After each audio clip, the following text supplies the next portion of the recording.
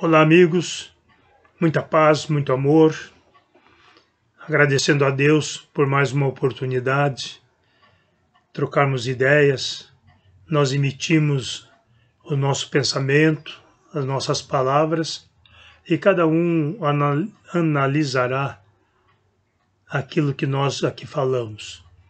Nós temos a grata satisfação de nos comunicar com os irmãos um dia sim, um dia não, aqui pelo vídeo, e o dia que não é pelo vídeo estaremos ou estamos fazendo um estudo de O Livro dos Espíritos. Pedimos aos irmãos também que acompanhem e raciocinando sobre os ensinamentos dos Espíritos, que para nós é um instrumento de transformação da forma de vermos o mundo diferente. Nós vamos iniciar o nosso diálogo desta tarde, apresentando aos irmãos o meu livro O Caminheiro, e vou ler aqui um soneto. Esse é um livrinho de 70 e tantas páginas, com 73 sonetos. Nós interpretamos ou comentamos versículos do Evangelho com um soneto em poesia. O de hoje é intitulado Simão Pedro, que é assim: E disse-lhes: Vinde após mim, e eu vos farei pescadores de homens. São palavras atribuídas a Jesus pelo evangelista Mateus, no capítulo 4, versículo 19. No mar da Galileia, Pedro alçava a rede de pescar ao seu sustento, até que um certo dia alguém chegava, propondo-lhe outra vida, outro momento. Pedro, deixa a tua rede e vem comigo. Vamos pescar as almas desgarradas para lhes dar amor, verdade e abrigo. São filhas de meu Pai e são amadas. Chama André, seu irmão, a essa jornada. O tempo está chegado, sentencia. Conjuguemos ao mundo o verbo amar. E vai pisando areia em suas pegadas, marcam o rumo dessa profecia e faz de Pedro a pedra angular. Este soneto eu escrevi no dia 6 de 10 de 95. Quando eu falo palavras atribuídas a Jesus, vejo que sempre é bom falarmos sobre isto, porque, assim, como palavras atribuídas a Jesus, não foi ele que disse. Jesus não escreveu nada, ele falou. Consta que a única vez que se viu Jesus escrevendo foi quando lhe apresentaram a mulher adúltera, que não é Maria Madalena ou Maria de Magdala. Essa mulher adúltera não tem nome citado. Então, consta que quando apresentaram-lhe aquela mulher, e falando que a lei dizia que tinha que ser apedrejada, simplesmente ele se agachou e passou a escrever na areia. O que será que Jesus escreveu? Há os fazedores de ideias de que ele, naquele momento, ele passou a escrever o nome daquelas pessoas que estavam ali, cobrando uma atitude. Ele, então, passou a escrever o nome. Levantando-se, ele perguntou,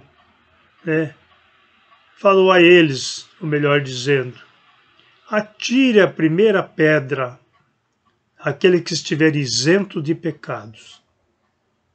E voltou a escrever. Quando ele levantou a cabeça, só tinha mulher em pé à sua frente. Ele pergunta a ela: mulher, cadê os que te acusavam? Ela respondeu: eles foram embora, Senhor. Ninguém te condenou? Não, nem tampouco eu te condeno. Vai e não peques mais. Então, esse é o momento narrado sobre Jesus. Então, e muitos outros momentos. Mas consta que naquele dia ele escreveu. Fora disso, ele falava, trazia sua mensagem, ensinava. De resto, ensinava-nos, porque sua mensagem permanece viva, até diria no superlativo, vivíssimas. Nós que muitas vezes nos fazemos de mouco, mas até que desperte em nós o som da consciência. Cedo ou tarde, este som chegará aos nossos ouvidos. E naquele dia ele fala a Simão Pedro que ele estava caminhando no mar da Galileia. Quando nós falamos em mar da Galileia, não é mar, é um grande lago. E estava caminhando e viu então duas pessoas pescando, né, atirando a rede. E ele se aproximou delas e disse: vinde comigo, e eu vos farei pescadores de homens.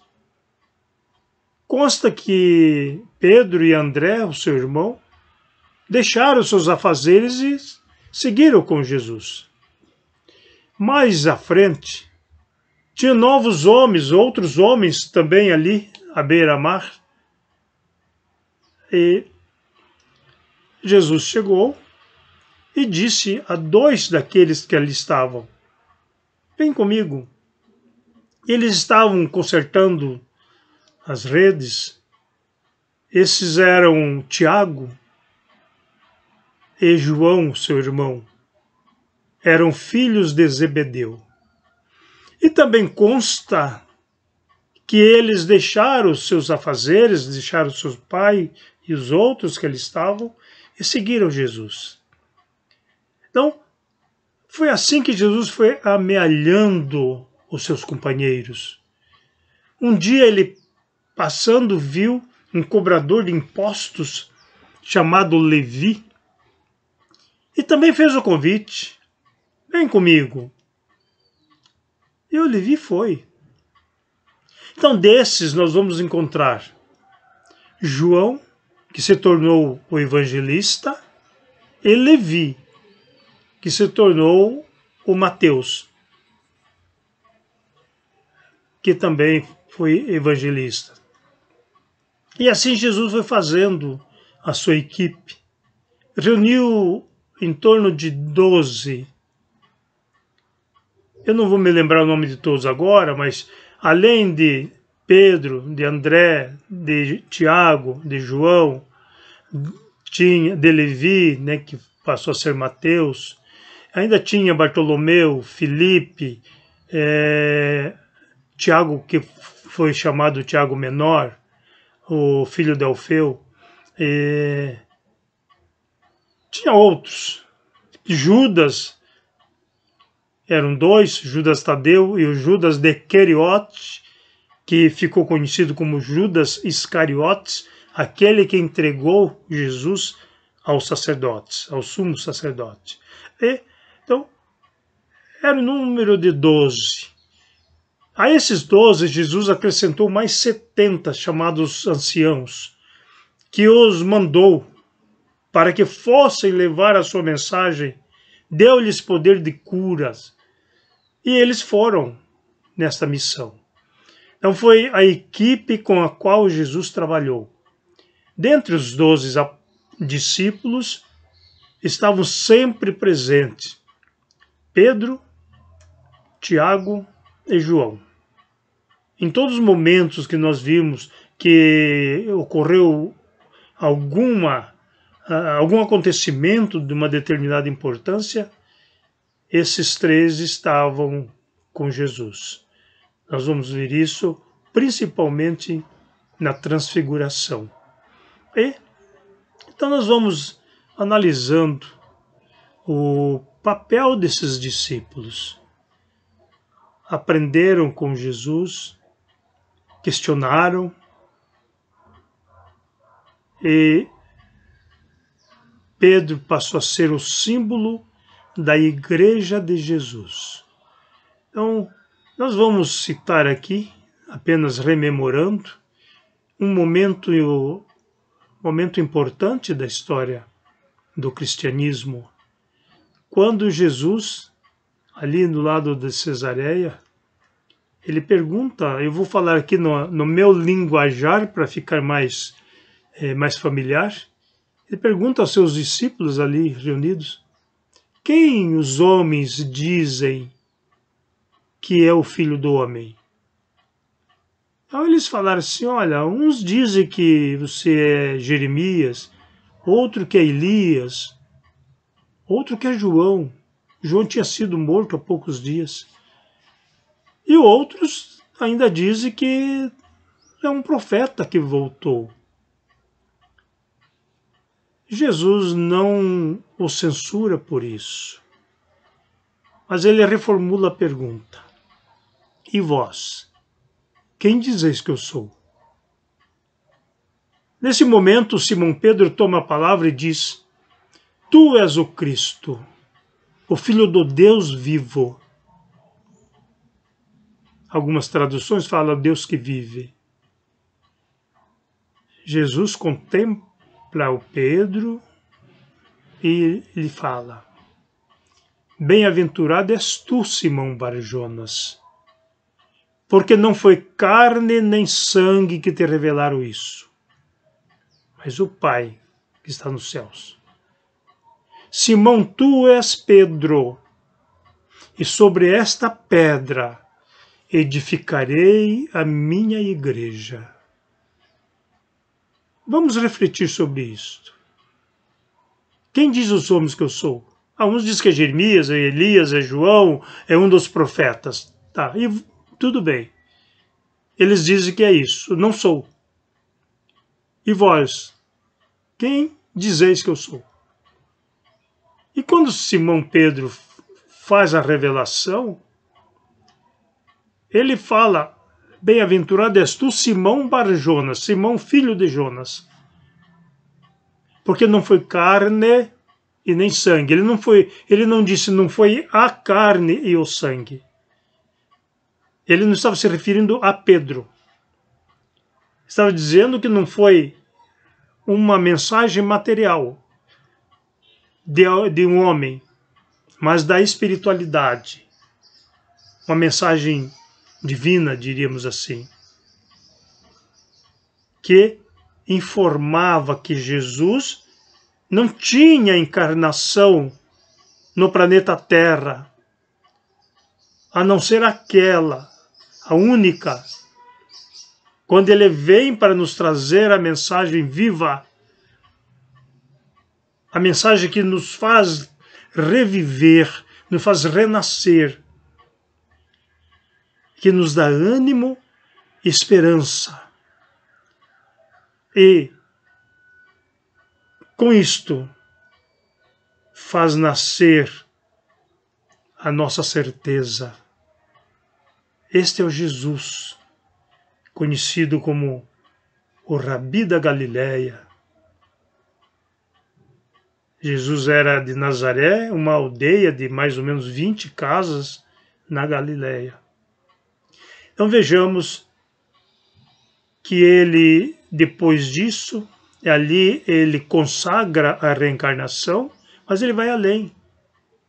Simão, não foi carne nem sangue que te revelaram isso, mas foi o Pai que está nos céus. E tu és Pedro, e és pedra. E sobre esta pedra edificarei a minha igreja. A igreja significa comunidade, vem de eclésias do grego. Comunidade, não se trata de religião, se trata de comunidade. Nós temos as boas e as más comunidades. E o mestre fala naquele momento da comunidade boa, daqueles que se convergem com pensamento positivo, fundado no amor, na caridade. Esta é a igreja que Jesus vem edificar. E, naquele momento, a faculdade que Pedro tinha, de receber do alto a mensagem e transmitir ao que a doutrina espírita chama de mediunidade. Mas a mediunidade não é espírita. Ela vem dos primórdios da humanidade. Nós lembramos aqui, no Antigo Testamento, a pitonisa do Rendor, quando Saul vai consultá-la, e o exercício da mediunidade à época era proibido. Era levado à morte aqueles que transgredissem as determinações reais. Mas Saul tinha curiosidade, ele queria saber o que se tramava contra ele. Ele pede aos seus assessores que o levem a alguém que faça esse tipo de trabalho. E eles falam, olha, nós sabemos de uma mulher em Endor que consulta os mortos. E ele foi. Lá ele se aproxima da mulher e pede para que ela fale para ele aquilo que ele desejava. E ela diz, eu não posso fazer, nós somos condenados por isso. E ele diz, faça, não tenha medo, eu sou o rei Saul. Nesse instante ela se prepara e diz o texto bíblico, senhores católicos e protestantes, diz o texto bíblico, e se levantou Samuel e conversou com Saul. Não foi o demônio, a não ser que a Bíblia minta. Foi Samuel, assim que está escrito lá. E ele disse a Saul que Saul seria morto, seria derrotado. Então, é um momento. A mediunidade da mulher, da pitonisa, e a mediunidade de Pedro. Pedro vem num outro momento. Ela diz, mas quando se consagrou essa igreja do Cristo? Entendo e respeito quem não entende desta forma, que essa edificação ou essa fundação da igreja do Cristo se deu em Pentecostes. Quando as pessoas viam descer línguas de fogo dos céus, e os discípulos ali reunidos à frente de mais de 500 pessoas, recebiam os Espíritos e falavam com aquelas pessoas no seu idioma, pessoas vindas de outros países, e eles conversavam com elas no seu idioma. Quem eram esses discípulos, agora já apóstolos? Pessoas iletradas, pescadores. Só Levi era mais instruído. Mas eles falavam com aquela gente, pela faculdade mediúnica, esse canal que muitos de nós possuem como instrumento do bem. Aquele que utiliza a mediunidade para o mal, e é possível, porque nós somos assessorados pelos assessores que nós queremos, que nós buscamos. Os que pensam no bem e exercitam o amor, terão sempre a companhia dos bons espíritos. Falamos sobre isso ontem no nosso estudo. Os que agem no mal terão sempre aqueles que se valerão deles para continuar prejudicando os outros. Então, queridos amigos que têm mediunidade, coloquem-na a serviço do bem, do amor, para que não tenha você que responder um dia pela oportunidade perdida. Queridos amigos, irmãos, que possamos refletir neste momento. Ontem eu falei aqui que nós tínhamos, pela pandemia, mais de 70 mil pessoas mortas. 70 mil, um pouco mais, só no Brasil. Eu não tenho agora o número de quantos já partiram a pátria espiritual no planeta, vitimadas do novo coronavírus, ou Covid-19. Eu não tenho agora. Direi depois de amanhã, na outra gravação eu direi. Mas que nós possamos estar compenetrados do amor, vibrando por esses queridos irmãos que partem. Eles não estão perdidos, eles não perderam a batalha. Eles continuam. E não é porque eram bons ou maus. Eles não estão desencarnando por castigo de Deus, não. Esse vírus, ele infecta pessoas boas ou más. Mas tem pessoas boas e más? Sim, tem. Pessoas boas e pessoas más. Ainda, infelizmente, contamos com essa diferença de conduta. Mas esses que estão partindo receberam uma lição que colocarão em prática um dia de forma mais ajustada. Pensemos nisso, queridos amigos, irmãos. O dia hoje está um pouco triste, mas mesmo assim, temos que nos imbuir da esperança, do amor e estarmos sempre a postos e dispostos a servir. Que Deus nos abençoe, que Jesus nos ampare. Muita paz.